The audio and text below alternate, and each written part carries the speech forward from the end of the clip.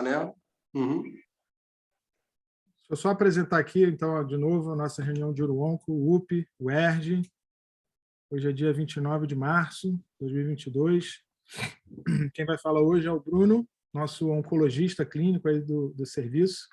Está aí com a gente sempre. Lembrando que essa é uma reunião que está tendo o apoio da AstraZeneca, está sempre aí com a gente. E o Bruno vai falar sobre a ASCO-GU, melhores momentos, né, Bruno? Isso. Aproveita e fala um pouco como é que é esse congresso aí, como é que ele funciona para a gente, se você já foi. Eu já fui em 2 edições da ASCO-GU, né, cara? E, assim, o congresso é interessante, essas versões de congresso focado em tema, como tem o ASCO-GU, tem o GI também, que você acaba fazendo tudo quase que em uma sala só. Então, você não tem muita coisa acontecendo ao mesmo tempo. No ASCão, é difícil você dar conta de tudo que acontece ao mesmo tempo, né? Então, é bacana que você tenha acesso também a uma visão multidisciplinar. Então, a gente vê aulas, né, com temas de cirurgia, vê alguns temas relacionados à rádio, mas, óbvio, com foco muito em oncologia clínica, né? É um foco de farmacologia bem grande. Bem para oncologista mesmo, embora a gente tenha mesas com cirurgiões, enfim, tem outras especialidades. Mas, enfim, o congresso é fantástico, acho um congresso maravilhoso.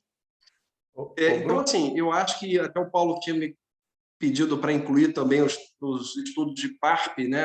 Eu falei com o Paulo que eu não tinha colocado, porque eu tinha um tema árido para a plateia de cirurgiões, né? Mas o Paulo falou, pô, realmente isso é importante, e realmente né? Foram talvez as publicações mais importantes desse ano foram em câncer de próstata, e sem dúvida foram.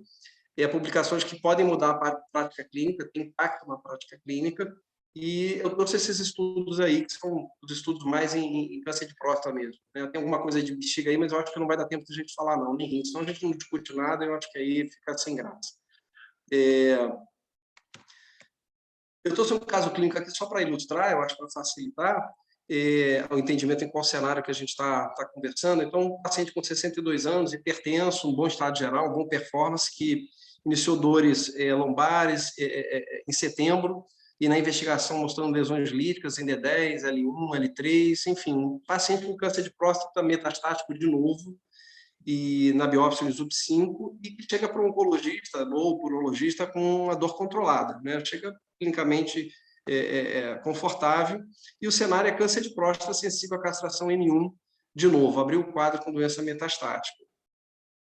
E hoje o que a gente tem, na verdade, né, de 2015 para cá, é uma mudança importante de paradigma, né, do cenário para esse paciente em termos de tratamento. Antigamente a gente tratava de paciente com ADT isolada, e hoje a gente tem, além de quimio-hormonioterapia, ou seja, adicionar docetaxel nesse cenário, a gente ainda pode usar 3 hormonioterápicos nesse cenário, que é a abiraterona, a enzalutamida e a apalutamida, né? A partir do ano de 2017, a gente teve estudo com a abiraterona, depois se somaram os estudos com a Pienza em 2019, e o cenário ficou bem mais, com muito mais opção de escolha, né? O que tem de novo, na verdade, em termos de intensificação, não é doublet, né? O que a gente tinha agora era um doublet, ou fazer químio, hormônio, fazer castração com químio, que é o que a gente faz, inclusive, no UP, né? O que a gente tem disponibilidade no UP, já que essas drogas são de alto custo, e a outra opção seria fazer hormônio com um novo agente hormonal. Só que agora a discussão é intensificar ainda mais, é fazer uma terceira droga.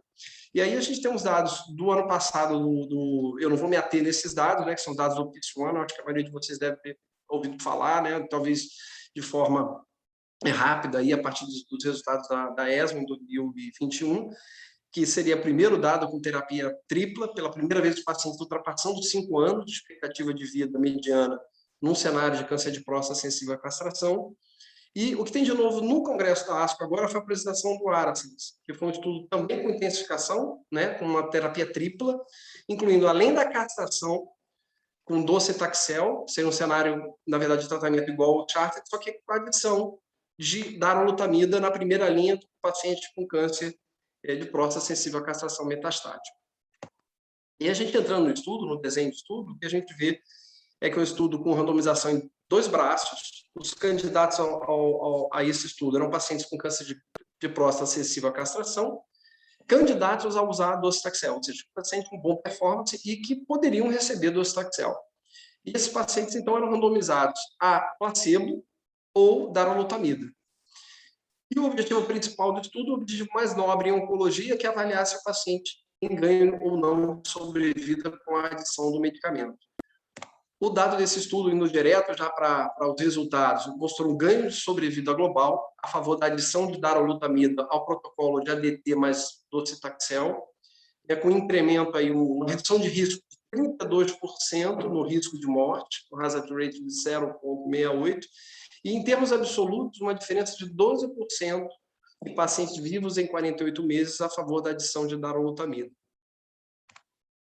Um outro endpoint, entre os endpoints secundários, vamos mostrar aqui a questão de tempo, eu peguei só um, pensei um, que foi, na verdade, o tempo até o aparecimento de doença resistente à castração.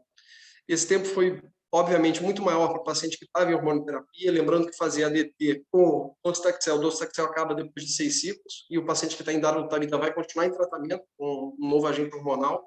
Sem dúvida, tinha muita vantagem, né, em retardar o aparecimento da doença resistente à castração. E lembrando que é muito importante retardar a ocorrência de resistência à castração. Esse é um fenótipo de doença letal, né? O paciente que entra num cenário de resistência à castração é um paciente que entra já num cenário de doença com uma expectativa de sobrevida muito menor. E um outro dado importante desse estudo é que a ocorrência de eventos adversos sérios não teve diferença entre os braços. Então, assim, aparentemente, a inclusão de darolutamida não impactou na ocorrência de eventos adversos graves, enfim, ou de grau 3 e 4. Outro dado importante é que quando a gente olha o forest plot, a gente vê que praticamente todos os subgrupos se beneficiaram. Tudo que está aqui à esquerda do 1 no forest plot é benefício para dar a outra vida. E o que a gente vê é que alguns subgrupos têm um número pequeno de pacientes, o intervalo de confiança é largo, mas, enfim, tendendo sempre a se manter à esquerda, mostrando que todos os benefícios, todos os subgrupos, né, demográficos aí se beneficiaram. Quando a gente olha a questão dos eventos adversos, a gente vê que principalmente vale a pena olhar os de grau 3, 4 e 5, e a gente vê que o percentual é praticamente igual. De grau 3, a ocorrência de eventos severos, né? De grau 3, 38% versus 35%, grau 4, 28% versus 27%, e grau 5 é morte, né? Assim, quando a gente fala de grau 5, são pacientes que faleceram e possivelmente relacionado ao evento adverso do tratamento, 4% em cada braço. Então, não teve diferença no braço que usou a darolutamida. E esse foi o cenário final que a gente pode colocar a partir desses resultados do ARASENS, né? A gente, em 2021, a gente passou a ter uma opção de triplet, agora com a adição de abiraterona, a docetaxel e ADT. Em 2022, chega o resultado do ARASENS colocando mais uma opção de triplet, que seria docetaxel com ADT, incluindo a darolutamida, a partir dos resultados do estudo ARASENS. As conclusões do estudo, então, são que a adição de darolutamida, a ADT mais docetaxel melhorou a sobrevida global em pacientes com câncer de próstata sensível à castração em relação a ADT e docetaxel isoladamente. Os benefícios de sobrevida foram consistentes em todos os subgrupos especificados, pré-especificados. A frequência de eventos adversos de grau 3 e 4, são aqueles mais severos, e de eventos sérios foi similar nos dois braços. E na conclusão dos autores, a darolutamida em associação a ADT e docetaxel deve se tornar um novo padrão de tratamento do câncer de próstata sensível à castração metastática. O segundo caso clínico seria para ilustrar, né, os outros dois estudos, que eu acho que a gente já tem falar um pouquinho dos inibidores de PARP, né?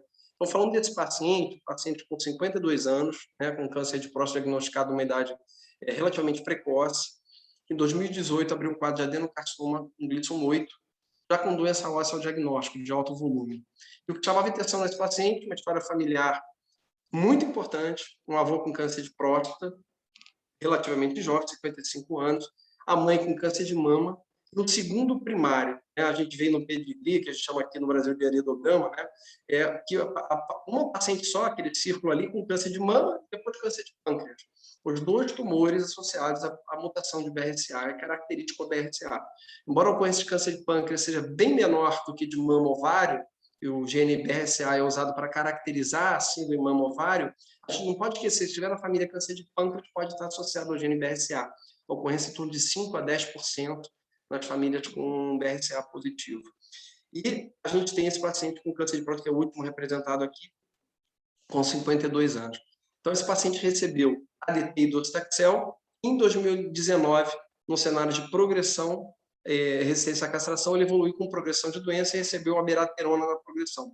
Então, é um cenário de um paciente resistente à castração, que já recebeu, inclusive, uma linha hormonal, e que a gente, habitualmente, vai esse cenário. É esse cenário que foi apresentado em 2020, a partir dos dados do Profound, em que o olaparib foi aprovado para uso, né, no cenário em que o paciente já usou o novo agente hormonal. Eu vou mostrar esses dados, os dados publicados na ESMO em 2020, do estudo Profound, mostram que o olaparib, que é um inibidor de PARP, na coorte de pacientes que já usaram o novo agente hormonal e apresentavam alteração no gene de reparo do DNA, particularmente no gene de reparo de recombinação homóloga, BRCA1, BRCA2 ou ATM, e que foram randomizados ao olaparib, mostraram ganho de sobrevida livre de progressão.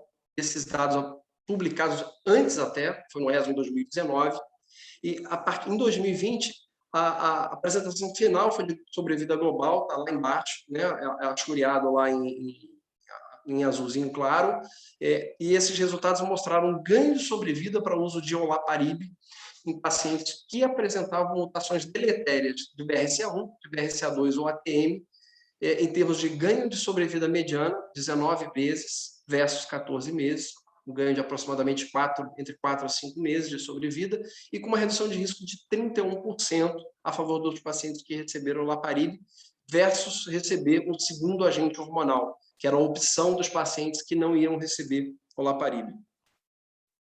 A coorte B desse estudo, não tem detalhes no desenho, mas tem uma coorte B que é uma coorte até mais exploratória, já que tem muito poucos dados para os outros genes associados a reparo de recombinação homóloga, como TEC2, BRIP, RAD, enfim, esses outros genes. Nesse estudo, né, o braço que utilizava esses outros genes para caracterizar pacientes com alteração genética não mostrou benefício em termos de ganho de sobrevida global, como vocês podem ver nas curvas aí que elas se tocam, não tem significância estatística. O que esse estudo levou? Esse estudo levou à aprovação de uma droga isolada. Esse conceito é importante porque os dois estudos que eu vou mostrar, na verdade, o que eles trazem é um novo paradigma. É trazer a droga, o olaparib, em comparação, ou o niraparib, em combinação com o agente hormonal inicialmente. Então, o que a gente tinha de dado até agora? A partir dos dados do Profound, em 2020, a gente teve aprovação, está aprovado no Brasil também, para o uso do olaparib em pacientes com variantes patogênicas dos genes BRCA1, BRCA2 ou ATM, que estão envolvidos na recombinação homóloga, no reparo de recombinação homóloga, e cujos pacientes já tenham progredido a pelo menos uma linha de agente hormonal, um novo agente hormonal prévio, e com câncer de próstata resistente à castração.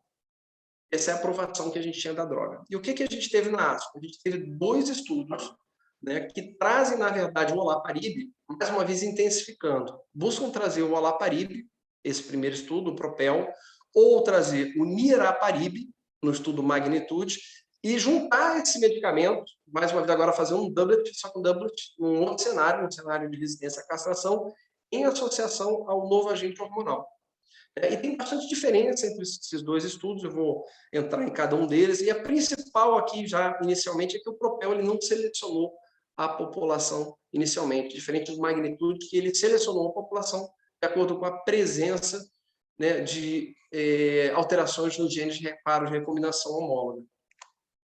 E o que a gente vê que esse cenário para esses pacientes, para esses 2 estudos, é um cenário de câncer de próstata resistente à castração, e seria num cenário upfront associar um novo agente hormonal.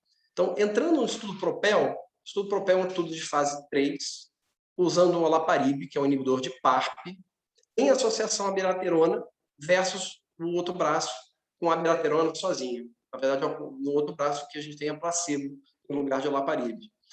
E a premissa desse estudo, na realidade, o dado pré-clínico que levou ao desenho desse estudo, foi o fato de se saber em estudos pré-clínicos que, usando o agente hormonal, o novo agente hormonal, é possível induzir alterações de reparo do DNA, mesmo que o paciente não tenha a mutação. E isso poderia aumentar a suscetibilidade do paciente ao bloqueio de PARP. né? Esse foi, na verdade, o que levou o racional desse estudo. Porque até então, os dados que a gente tinha, principalmente para a droga isolada, é que o olaparib só ia funcionar no cenário em que eu já tinha mutação em um gene de reparo. E aí, eu bloqueando uma segunda via, que seria a via do par, um bloqueio duplo, eu teria, sim, aí a morte da célula. E aí, o que tem de novo nesse estudo é que ele pegou todos os pacientes. Esse estudo ele não selecionou, como vocês vão ver aqui no desenho do estudo. Então, a população, na verdade, é uma população de primeira linha, com câncer de próstata resistente à castração metastática. O docetaxel prévio era permitido. Não podia ter feito abiraterona previamente, obviamente, porque ela ia ser usada no estudo. Poderia ter feito um outro novo agente hormonal, desde que já tivesse sido suspenso há pelo menos 12 meses. O paciente tinha que ter um bom ECOG performance, 0 e 1, e aí ele era randomizado em abiraterona com ou sem olaparib. E o endpoint primário do estudo, sobrevida livre de progressão radiológica, e endpoint secundário, sobrevida global. Interessante que aí mais ou menos um quarto dos pacientes eram pacientes sintomáticos, então esse estudo permitiu a entrada de pacientes com dor. Um quarto também tinha usado previamente docetaxel, e um quarto deles tinha mutação no gene de reparo de recombinação homóloga. Né? O que a expectativa da literatura é que esse número gira em torno de 20% a 30% dos pacientes tenham alguma alteração em algum gene que participa do reparo de recombinação homóloga. O resultado do estudo PROPEL para toda a população, ou seja, não para pacientes pré-selecionados, mas todos os pacientes, foi um ganho na sobrevida livre de progressão, e o mais interessante, esse ganho foi enorme, gigantesco, tá? Do ponto de vista oncológico, é muito grande. Aqui, quando a gente vê a sobrevida livre de progressão radiológica mediana, ela foi de 27 meses para o olaparib com abiraterona versus 16 meses para a abiraterona isolada, uma diferença de 11 meses. Né? Para a oncologia, a gente está habituado com números bem mais modestos, é um número que salta aos olhos, né? Um número realmente fantástico, uma população que não teve, né? Não foi pré-selecionada por biomarcador. Quando a gente vê na análise de subgrupo também, por subgrupo, a gente vê que não teve diferença entre subgrupos. Todos os subgrupos se beneficiaram. E o mais importante, quando a gente vai lá no último subgrupo, que é o que separa entre aqueles que têm mutação nos genes de reparo de recombinação homóloga e os que não têm, a gente vê que o grupo que não tem, que é o último intervalo de confiança que está lá embaixo, que é do grupo que não tinha, esse grupo também está totalmente à esquerda, ou seja, mostrando benefício, e com intervalo de confiança dentro totalmente à esquerda, né? Mostrando que esse grupo também foi significativo o ganho para o grupo que não tinha alterações nos genes de reparo. Em relação à sobrevida global, tem muito pouco evento até agora, só 28% evento. Evento aqui no caso de sobrevida global é morte. Então, só tivemos, o dado é muito bom, significa que os pacientes estão vivendo muito. Então, só 28% dos pacientes tiveram óbito, só 28% da amostra esperada para calcular sobrevida global. Então, não tem nenhuma diferença estatisticamente significativa ainda, não tem dados de sobrevida global desse estudo. Os eventos adversos mais comuns, eles são muito similares, com a exceção de anemia, em termos de incidência. A anemia chega a 15% de grau 3. O mais importante aqui são as cores escuras, porque as cores escuras representam as toxicidades de grau 3 e 4. E a gente vê para anemia 15% versus 3% para a abiraterona isolada. A única grande diferença, que para todos os outros efeitos colaterais, a ocorrência em torno de 1 a, no máximo, 3%, muito similar, exceto para os efeitos colaterais de grau 1 e 2, que têm menor importância clínica. Então, as conclusões do estudo PROPEL são que o olaparib, nesse estudo associado à abiraterona, na primeira linha de tratamento do câncer de próstata resistente à castração, levou uma melhora clinicamente significativa na sobrevida livre de progressão, realmente 11 meses é clinicamente significativo, especialmente numa população cuja sobrevida mediana é de 2 anos. Então, ficar 11 meses até progredir é muito significativo. Então, e mais importante ainda, numa população que não tinha sido pré-selecionada por alteração do status de recomendação de reparo de recomendação homóloga. A sobrevida livre de progressão radiológica desse estudo foi maior do que 2 anos, ou seja, os pacientes ficaram mais de 2 anos para apresentar, na mediana, para apresentar progressão, que é o maior valor já observado no cenário de câncer de próstata resistente à castração metastática. O perfil de segurança foi aceitável, com efeitos colaterais esperados para cada droga individualmente, sem efeitos, sem impacto na qualidade de vida. Eu, por questão de tempo, não mostrei aqui o gráfico de qualidade de vida. E o segundo estudo, quer dizer, acabou o estudo Propel, foi um dado que impressionou, né? A gente ficou impressionado com o resultado, não era esperado, uma população que não estava selecionada, até então a gente entendia que a olaparib só funcionaria numa população que já tivesse uma alteração de reparo em outra via, no caso a via de reparo de recomendação homóloga, inclusive em outros tumores, para câncer de pâncreas, para câncer de ovário é uma exceção, na verdade. Mas, assim, a gente não esperava que para a próstata a gente ia ter um dado positivo com uma população sem estar pré-selecionada. E aí vem o estudo Magnitude.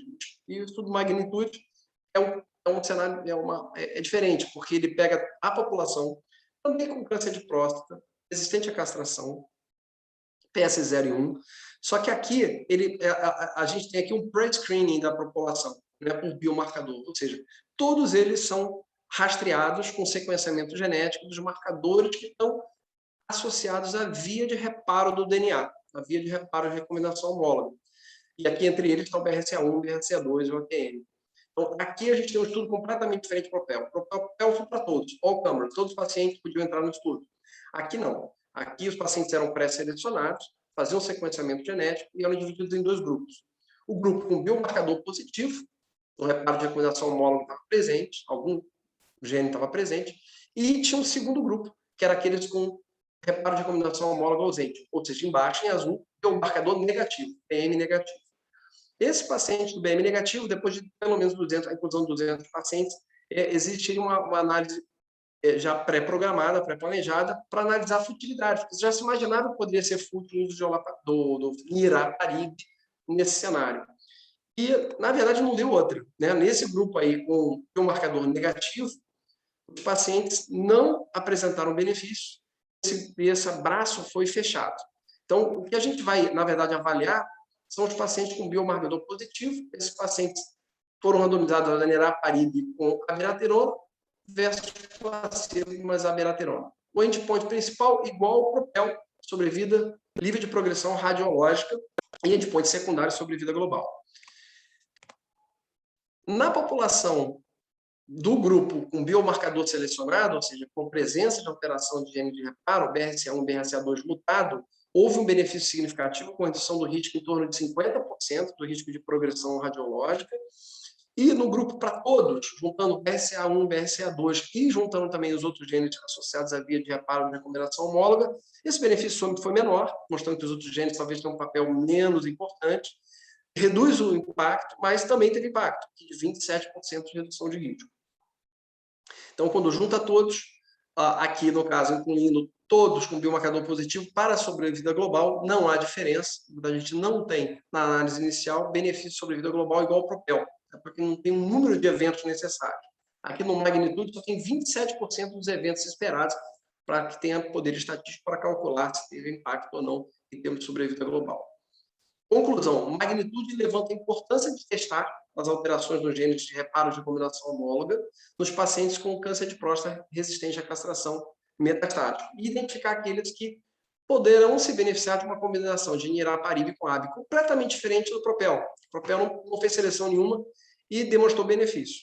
E nenhum benefício foi observado de niraparib com AB na população com biomarcador negativo. Isso aí jogou um banho de água fria, né? Porque veio um estudo positivo e depois chega logo depois um estudo negativo com a população sem biomarcador. Resumindo, botando os dados de um estudo do outro, lado a lado, o que a gente vê no Propel? São dados que impressionam muito mais. A gente vê aqui a sobrevida mediana livre de progressão de 27 meses versus 16 meses, com uma diferença de 11 meses na sobrevida livre de progressão radiológica. E quando a gente pega o hazard ratio aqui 0,61, a redução de risco de torno de 40%. Se a gente pegar aquela população mutada, com mutação do gene de reparo de recomendação homóloga, chega a ser 50% a redução de risco. Do lado, na tabela azul, para niraparib, o dado foi bem mais modesto, né? A diferença de 3 meses apenas na sobrevida livre de progressão radiológica, e com um hazard ratio de 0,73, uma redução de risco de 27%. Os resultados para o Magnitude, e isso aí está falando só da população selecionada, só está analisando aquela coorte A, a coorte B foi fechada, né? E mostrando que o benefício aparentemente é menor. Óbvio que não dá para comparar os dois estudos, são estudos diferentes, populações diferentes, desenhos diferentes, mas chama muito mais atenção o resultado do estudo Propel. E as mensagens que eu acho que a gente pode deixar da avaliação desses dois estudos é que a darolutamida, na verdade 3, né? A darolutamida, ela deve ser considerada uma opção sólida em pacientes com câncer de próstata sensível à castração metastática de novo, com indicação e condições clínicas para o uso do docetaxel. O paciente, você imagina que você iria indicar docetaxel e você agora vai intensificar e vai incluir mais uma droga que seria a darolutamida. E o uso de inibidores de PARP em associação à beraterona ainda necessitam de dados de sobrevida global na população não selecionada por biomarcador. E aí, eu agora... Paulo, eu queria agora perguntar para você se você acha que dá para a gente falar alguma coisa ou se você acha que a gente devia parar para discutir esses estudos aí, cara. Fala aí, Fernando, o que você acha? Eu acho que dá para continuar, Bruno. São 8h28. Comenta no final, né? É. Você vai entrar em qual assunto agora, Bruno? Tá sem som. Tá sem som. Eu tô com som? Não, o Bruno tá sem som. Bruno, tá sem som. Melhorou agora, pronto. Agora eu vou fala. ver dados da atualização de 30 meses do Keynote 564, adjuvância em câncer de rim. Aham. E coloquei um estudo retrospectivo também de câncer de bexiga, analisando o desfecho de pacientes com terapia trimodal versus cirurgia em câncer de bexiga. Vai lá, então, Bruno. Segue aí. Vamos falar um pouquinho do próstata? Que como são muitas medicações, para não confundir, pode ser? Vamos, com certeza. E a minha ideia era essa. A minha ideia era essa, era parar por aqui. Tá. Então, eu vou te perguntar algumas coisinhas, Bruno. Primeiro, agradecer mais uma vez, que você está sempre com a gente aí, e te disponibilizar o seu tempo, até para preparar uma aula dessa, uma aula importante, com assuntos muito importantes que você trouxe aqui para a gente, desse ASCO-GU. Sobre o assunto lá que vocês estavam conversando no início, que você falou um pouquinho do ASCO-GU para a gente, que é um congresso menor, obviamente, que o ASCão, como você chamou. Ele é sempre lá em São Francisco ou ele muda? Ele muda, eu já fui em Orlando nele também. Ele era em Orlando. Agora que eu acho que está fazendo sempre no Moscone Center lá em São Francisco, mas ele já foi em outros lugares também. Eu cheguei em Orlando. Ele foi em Orlando durante vários anos. Acho que é sempre em Chicago, né? Ascão agora é sempre Chicago. Eu cheguei no Ascão em Atlanta, cheguei em New Orleans, peguei um Ascão em New Orleans também. Aí cheguei a pegar em Orlando, depois ele ficou direto em Chicago. Aqui ele cresceu muito e aí não acho que não tem outro lugar onde ele caiba hoje. O centro de convenção é de estrutura. Enorme, realmente. É gigantesco. Deixa eu só te pedir, volta aí um slide, por favor. Lógico. Isso. Aquele que você botou como take home message, por favor. Pronto. Isso, show. Obrigado. Então, Bruno, o que eu queria te perguntar é o seguinte. Esse trabalho da darolutamida, ele é a associação com o docetaxel e o bloqueio, obviamente. Né? Como você falou, que é um estudo com 3 drogas.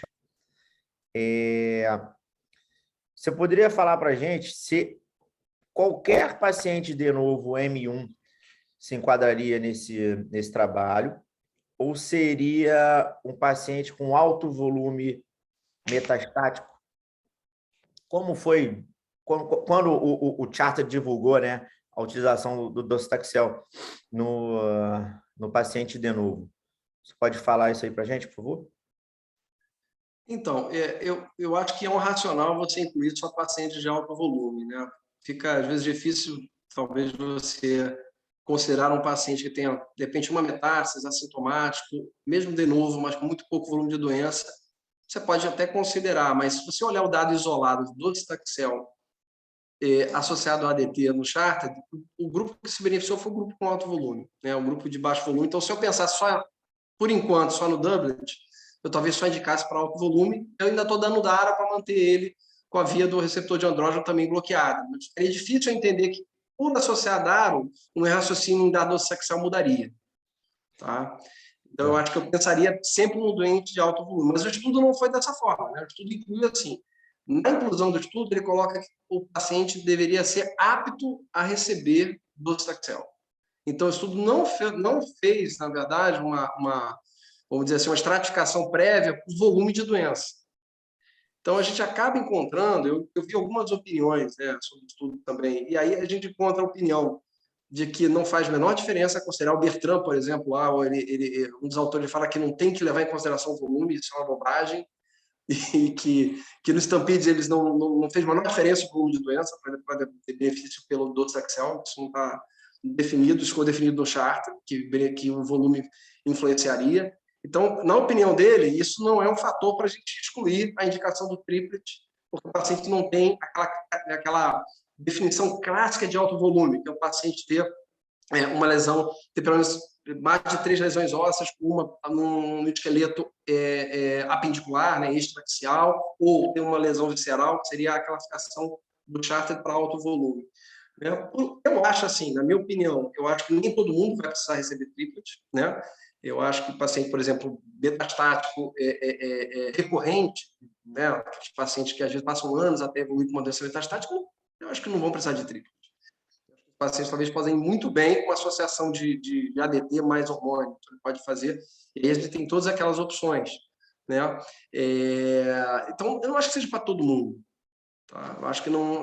E outra coisa, o paciente tem que ter condição de receber docetaxel. Eu acho que num cenário que você decidiu que você vai dar docetaxel, paciente com tumor pouco diferenciado, um Gleason 9, um Gleason 10, paciente jovem, com muito volume de doença, esse paciente acho que vale a pena pensar em fazer tudo. Você daria quimioterapia para ele.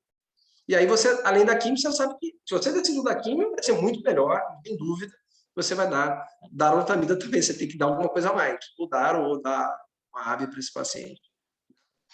E acho que um outro aspecto também, desculpa, eu estou até pode falar e te interromper. Não, porque não, você está me respondendo, pode continuar. Não, o outro aspecto que eu estava pensando aqui, eu acabei parando, mas estava pensando desses pacientes, é que eu acho que esse grupo de alto volume, cara, a gente vai passar por triplet. Acho que todo eles, a gente dificilmente não vai indicar triplet. Desde que o paciente não tenha condição de químio. Né? Se o paciente não tiver, por algum motivo, indicação e não for elegível a químio, ele não vai receber químio. Até que a gente não tem a resposta. Tem uma resposta que seria muito importante que a gente não tem, Fernando, que é a seguinte.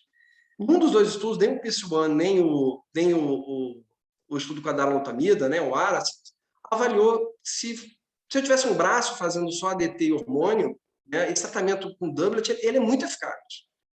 O resultado é muito bom. Será que se eu tivesse um braço com doublet, eu teria essa diferença? Talvez não fosse significativa a diferença. Se eu tivesse, talvez, um braço aqui com ADT e darolutamida, talvez não fizesse a menor diferença, não ia ter, talvez, diferença estatística, como teve aqui. Aqui a comparação foi com ADT e docetaxel. Não foi com ADT e darolutamida.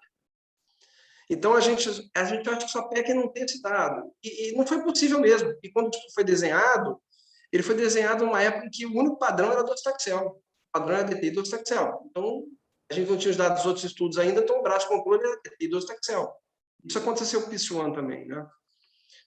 Então, a gente não vai ter esse dado.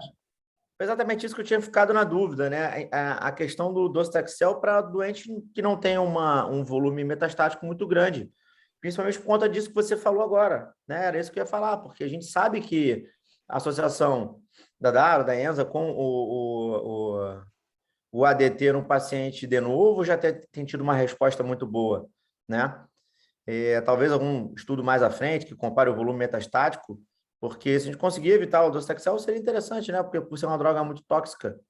E outra coisa que eu penso também, um paciente com baixo volume metastático, né? Que a gente sabe que tem tido boas respostas só com uma terapia dupla. A gente entra com a terapia tripla para esse doente.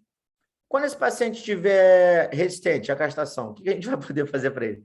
Né? De repente é uma opção, a gente salva um tratamento que possa ser utilizado mais lá na frente. Né? Mas era isso que eu queria te perguntar. Tá? E em relação ao contraponto, Fernando, a isso, que é um fator que até reforça o uso de triplet, é que para todas as drogas, quanto mais precoce você dá, maior impacto. Né? Para docetaxel, a diferença é brutal. Né? Você dá num cenário precoce versus cenário tardio. O ganho em termos de sobrevida global é muito maior. né, em termos de meses. Então, talvez é o que você falou, dá vontade de guardar para depois, mas se guardar para depois, tem dois riscos. Um é Pode você ser ter tarde. muito menos impacto ainda depois, e o outro risco é você não conseguir administrar, que esse paciente complicar, fazer uma fratura, internar, cair em performance, você nunca dá essa droga. Então, você perdeu a oportunidade da droga, que ia impactar a sobrevida, você não vai conseguir dar mais, e isso a gente sabe que acontece. Você perder a janela de oportunidade de administrar a droga e ter ganho de sobrevida com ela, e esse é um risco que a gente vai correr. E tem menos impacto dando ela de forma tardia.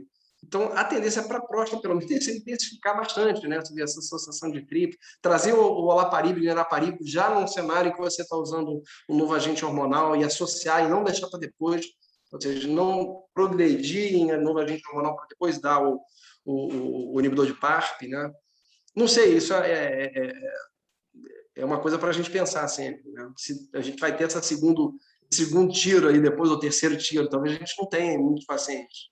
A gente não sabe, até porque você acabou de mostrar um trabalho onde o olaparib foi benéfico mesmo em pacientes sem as mutações, né? Então, Exato. o olaparib pode ser um tiro mais à frente, e curiosamente o outro trabalho não mostrou um benefício significativo. Então, acho que mais estudos virão para nos dar uma resposta melhor, mas é sempre muito interessante a gente ver medicações novas, como o olaparib, que a princípio ela seria utilizado num perfil de paciente, e no trabalho que foi feito englobando todos os pacientes com mutação ou sem mutação, mostrando benefício para todos, né? Paulo, quer falar alguma coisa? Não, Fernando, acho que você foi muito bem aí na questão da terapia tripla com darolutamida. As perguntas que você fez era que eu faria mesmo, né? E, como o Bruno comentou, ficou devendo aí essa comparação aí com uma terapia dupla, no caso, com darolutamida exclusiva, né? Tem até o estudo Aranold que está em andamento, né? Que é bloqueio hormonal mais darolutamida. Fica essa dúvida. Quando você vai olhar os dados gerais, eles são números absolutos, parece que a terapia... Parece, né? Não é comparativo com a terapia dupla, mas os números absolutos dos estudos individuais, parece que a terapia tripla joga mais para frente, né? O ganho de sobrevida global. Mas, obviamente, isso precisa ser analisado comparativamente, e esses estudos, como o Bruno falou, não tem. Esse estudo Aracens, para os residentes que estão aí, ele é um estudo que aborda um cenário que a gente vê muito frequentemente no nosso ambulatório, né? Na verdade, a gente vê todos os cenários lá na UERJ, mas esse é um cenário que está muito diante da gente, que é o paciente que ele não foi exposto, né, Bruno, a nenhuma forma de bloqueio hormonal, né? E a gente vê o paciente que se apresenta com câncer de próstata metastático de novo, essa é uma nomenclatura que se usa em oncologia, para aqueles pacientes que já apresentam o câncer já com metástase de apresentação inicial, né? E tem aqueles pacientes que recorrem, né, que são os considerados recorrentes, geralmente eles recorrem com baixo volume, né? E era o que o Fernando estava comentando. Eu tinha, Bruno, para você uma pergunta em relação aos inibidores da PARP. Primeiro, agradecer a sua apresentação, foi muito boa, Bruno, parabéns mais uma vez.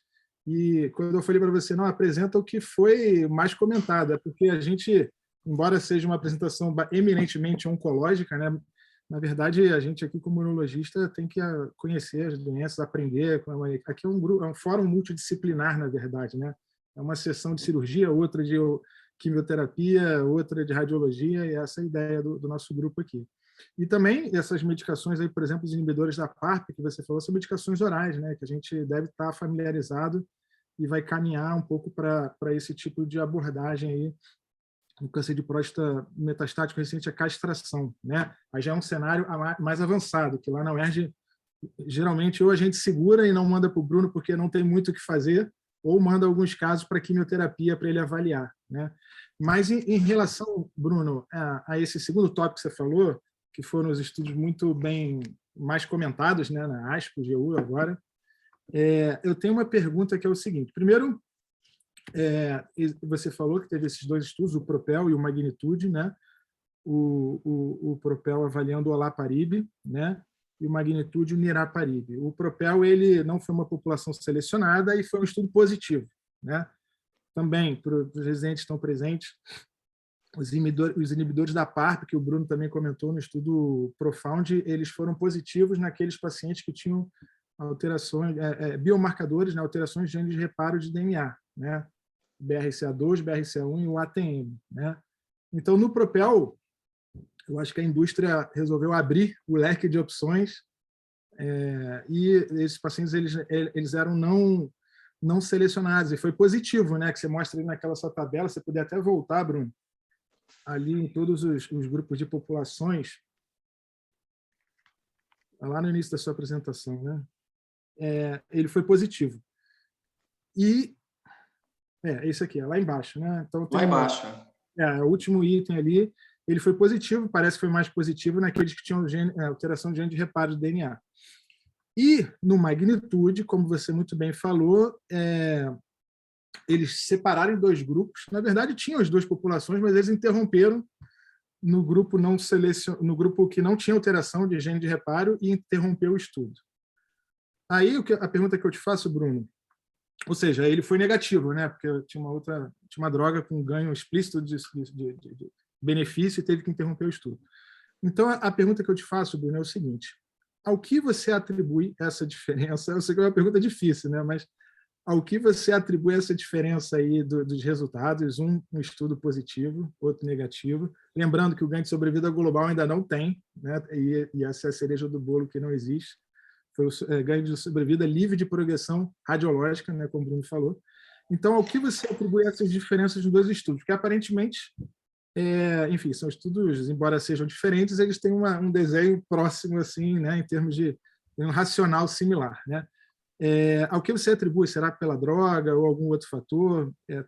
Droga relacionada ou alguma questão relacionada ao desenho do estudo? E a outra pergunta que eu te faço, ainda nesse tópico, é como você enxerga essa questão? Porque a gente tem falado muito sobre medicina de precisão, né? Biomarcadores, uma série de biomarcadores. Para câncer de próstata, esse é o primeiro, né? Os biomarcadores, genes BRCA2, BRCA1, ATM, principalmente. Como você enxerga que isso vai caminhar, já que você tem um estudo positivo e negativo? Se a gente, de fato, vai nichar cada vez mais e ter cada vez mais biomarcadores para a gente poder selecionar melhor o nosso tratamento, ou, eventualmente, por exemplo, como o olaparib e a abiraterona, você pode usar esses biomarcadores mais como avaliação de resposta futura à droga. Valeu, Bruno. Eu acho que eu vou até colocar a questão do Propel em contexto, que ele é totalmente contra-intuitivo, né? Porque, assim, a questão do inibidor de PARP, até talvez aí para os residentes, né? O inibidor de PARP ele faz o reparo do dano de fita simples do DNA.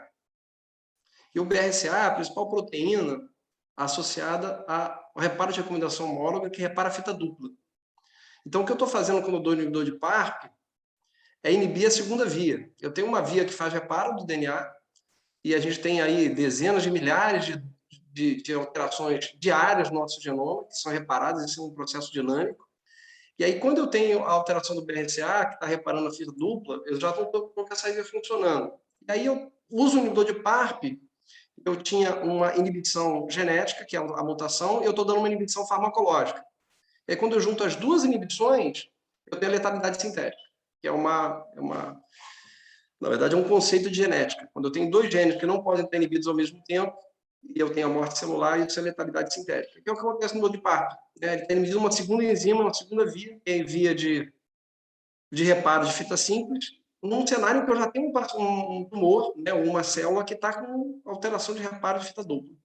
Então, assim, o olaparib como droga isolada, a gente nunca imaginou que ele fosse funcionar, né, e realmente não é isolado nesse caso, num cenário em que eu não tenho dano do reparo de recomendação homóloga. Né? O reparo de recomendação homóloga, que na língua inglesa é HRR, é a principal via de reparo da fita dupla. Né? E cujo principal engenho aí, que a gente está falando, é o BRCA2. Se ela não está com dano, quando eu estou inibindo o PARP, a princípio não era para nada funcionar, porque eu tenho outra via funcionando, que é o reparo de fita dupla. Só que aí a gente vai para aquele racional pré-clínico que o Fred Saad botou no estudo dele, né? Dizendo que quando eu dou um novo agente hormonal, eu estou induzindo a deficiência de reparo de recomendação homóloga de alguma forma. Né? Em dados pré-clínicos mostram que quando eu dou um agente hormonal novo, eu induzo, então, uma dificuldade de reparar a fita dupla. Aí, quando eu inibo o PARP, eu estou inibindo a forma de reparo de fita simples, eu consigo essa letalidade sintética.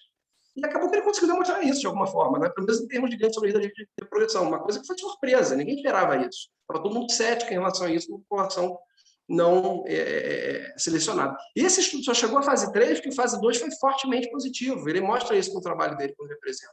Ele tinha feito um estudo menor, fase 2, e que foi positivo na população sem alteração de reparos de recombinação homóloga. Aí você me pergunta o seguinte, por que você acha que teve essa diferença? Talvez a droga seja diferente, talvez ela consiga induzir mais essa questão da alteração do reparo de recombinação homóloga, né? Eu não sei se a droga é diferente, a gente não sabe se a molécula, né, tem diferenças, o olaparib e o niraparib. O fato é que teve um impacto muito maior. A gente vê um número, 11 meses em termos absolutos, muita diferença para 3 meses, né? Numa droga da mesma classe, em 2 estudos, populações PS01, enfim. Óbvio que no desenho tem diferença, não é a mesma população, não dá para comparar, não é head-to-head, mas podem ser drogas que têm um perfil, inclusive, de segurança um pouquinho diferente. Assim, eu acho que não são drogas iguais. Então, não dá para a gente dizer que o resultado é diferente por causa disso, mas talvez porque as drogas sejam diferentes. E a impressão que dá é que o estudo vai ser positivo, né? Porque esse impacto foi muito grande. É uma população que você espera, numa população de vida real, de mundo real, uma população que vai viver 18, 24 meses, né? E que nos estudos clínicos chega a 3 anos. E que você teve uma sobrevida livre de progressão gigantesca desse grupo, né? Então, assim, o resultado realmente impacta, né? Parece que o racional pré-clínico vai ser comprovado, vai ter benefício sobre a vida global. A impressão que eu tenho, tá? Não sei se ela é real, pode ser que eu esteja redondamente enganado, mas a impressão que dá é que esse estudo vai ser positivo depois sobre a vida global também. E eu acho que a droga pode ser diferente. O pessoal da AstraZeneca aqui que está nos apoiando hoje, eles vão estar felizes com isso que você está falando. O olaparib, eles que comercializam. Essa veio uma segunda pergunta também, né, Paulo? Como você enxerga isso? Se a gente vai usar o biomarcador para selecionar a droga ou para avaliar resposta à droga? Assim, é uma coisa, um pensamento, né? Futuro, o que você acha que vai acontecer? Paulo, o que eu estou vendo aí, até em outras, né, nos outros tumores também, o que a gente vê? Que isso é um futuro que não tem como voltar atrás. Quanto mais a gente aprender a usar biomarcador, né, como determinante, tanto como fator prognóstico, mas no caso do tratamento, como, né, um biomarcador preditivo de resposta a determinada droga, isso só traz benefícios, né, porque você consegue selecionar a população que verdadeiramente vai se beneficiar. No caso, o Propel aqui, exatamente uma resposta contrária a isso, né? Eu não precisei de biomarcador porque eu beneficiei, aparentemente, estou beneficiando todo mundo. Mas eu diria que a tendência para o futuro em oncologia é nichar todo mundo, né? Sair nichando todo mundo.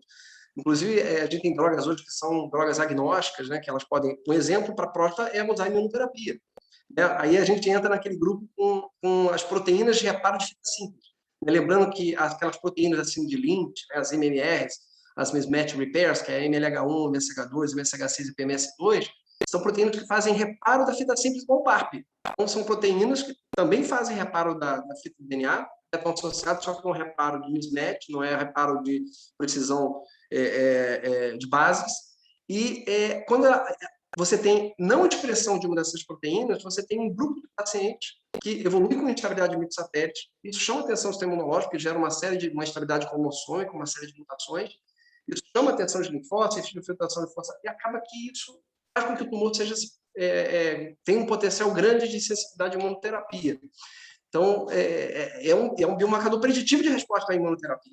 A gente não tem só a questão da mutação ou das variantes patogênicas, da recomendação homóloga hoje como fator preditivo de resposta. A gente tem mais um, pelo menos mais um, que é a presença de alteração nos genes associados assim de Lynch, né, nas MMRs. Se a gente tiver um paciente com alteração de uma dessas proteínas, tiver síndrome de Lynch, esse paciente está nichado para a imunoterapia e pode ter benefício com a imunoterapia. Um benefício, inclusive, gigantesco, muito grande. Beleza, Bruno.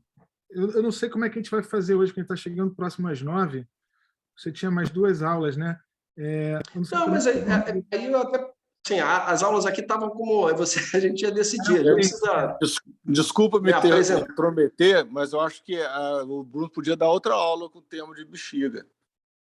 Você está ferrando com a vida dele, professor. Não, já está pronto, pô. Depois da... Porque eu acho que vai... É um tema que interessa muita gente. Não precisa ser logo, não. O Bruno pode ver um dia, se for melhor para ele, um mês. A gente volta, eu acho, né? Eu acho. São temas muito complexos para colocar juntos.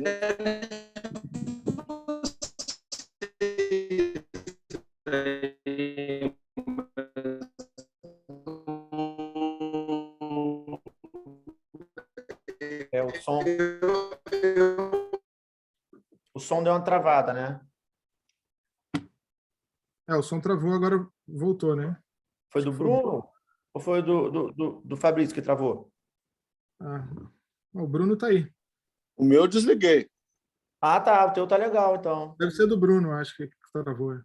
Ele tá online, o Bruno?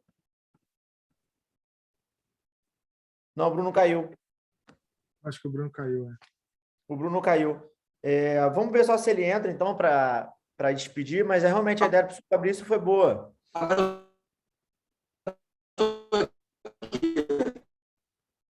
Acho que é o Bruno que está com... O que vocês preferem? Vocês que sabem. Qual foi a ideia? Seu áudio está ruim agora, Bruno. Parou do nada seu áudio. Se você fechar a câmera, às vezes, acho que melhora o áudio. Não, qual foi a ideia? A ideia, Bruno, é você... Estão me ouvindo? Ouvi agora? Fala. Melhorou agora? Estou conseguindo me ouvir? Estamos ouvindo, agora a gente está ouvindo. Conseguiram me ouvir agora? Sim, agora está ótimo. Melhorou? Sim. Conseguiram ouvir agora? Sim, Ah, Bruno. que bom. Vou tentar botar a câmera aqui, então. Pronto. E aí, vocês acham que vale a pena? Bruno, a sua conexão está ruim. Bruno, melhor apaga a tua câmera. Quando você tirou a câmera, a gente conseguiu te ouvir, pelo menos. Sua conexão ficou ruim agora. Está me ouvindo? Está picotando bastante. Bruno, a ideia do pessoal aqui, que comentou aqui nos bastidores, é que tua conexão está muito ruim agora. Mas, felizmente, deu para você apresentar... Apaguei aqui. Pronto, conseguiram ouvir? Está ouvindo agora? Está picotando muito. Tá. Ok. Não sei por que ficou tão ruim, mas não está dando mais, né? Mas o Bruno... Tranquilo. O pessoal aqui comentou, tanto o professor Fabrício, os residentes mandaram mensagem, que a gente volta depois com uma outra apresentação, que você ia falar daquele 564, que é o do advance do câncer de rim, e também para câncer de bexiga, né, que você ficou de comentar. Aí, concordo, eu acho. Porque realmente sua conexão agora ficou bem ruim. E aí, semana que vem, Fernando, a gente tem um artigo, né? Você já escolheu para a Eugênia, né? A Eugênia está aí? O artigo que acabou... Eu achei até a ideia interessante, já que o Bruno ele levantou o artigo hoje e ficou-se um pouco a dúvida, a questão dos critérios que foram utilizados. Então, eu consegui aqui, na New England, baixar o Arasense, né? O artigo completo. Ele foi publicado tem um mês. Vai ser um pouco uma repetição do que o Bruno falou hoje, mas poderia ser algo interessante para fixar de vez o assunto. Se você concordar, e a própria Eugênia? Concordo. Amanhã a gente define isso com a Eugênia, então. A gente vai estar no ambulatório amanhã? Amanhã a gente define. Agradecer a presença de todos, né, Fernando? A nossa reunião é toda terça-feira, de 8 às 9. Lembrando que essa reunião de hoje O Bruno, não sei se depois você consegue se despedir aí, que a tua conexão realmente ficou muito ruim. Lembrando que essa reunião hoje é uma reunião que teve o apoio da AstraZeneca. A AstraZeneca está sempre com a gente lá no Pedro Ernesto e apoia as iniciativas aí do serviço, do professor Damião, e podem contar conosco aí também sempre. E, enfim, vamos terminar às 9 horas para ter toda a semana. É isso, né? Bruno, quer concluir aí? Não sei, eu acho que seu áudio ficou ruim. Ele está parado a tela dele ali. Acho que ele nem fala. Eu acho que ele Acho que o áudio dele travou. Mas, Bruno, não sei se você está ouvindo, obrigado. Aí, Eu estou ouvindo vocês aí, mas está interrompendo. Está interrompendo. Obrigado, Bruno. Obrigado. Tá... Mas foi ótimo. Bruno, o som está saindo igual o Tonho da Lua falando. Mas a aula foi perfeita, o som, né? Não teve problema nenhum. Incrível. Pô, foi excelente. Funcionou tudo bem. Então, até amanhã. Eugênia, amanhã a gente define essa questão do teu artigo. Tá? Boa noite a todos. Boa noite, pessoal. E até terça que vem. Valeu. Beleza. Boa noite. Boa noite, obrigado. Parabéns, Bruno.